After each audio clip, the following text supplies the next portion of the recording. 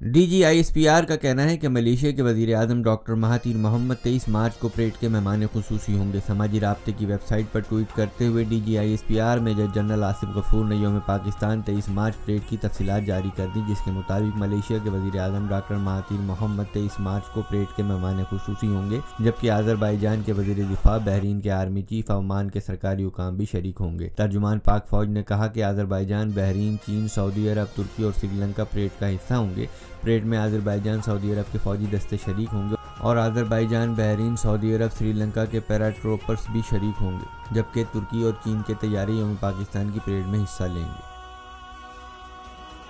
पाकिस्तान में पहली मर्तबा हालात हाजरा के मुख्तसर मगर जामे प्रोग्राम्स, खबरों, तबसरों के अलावा दीगर समाजी, तिजारती, सकाफती, तफरीही, मालूमाती, मजहबी, तालीमी, सेहत और बच्चों के प्रोग्राम्स सिर्फ TNN TV पर।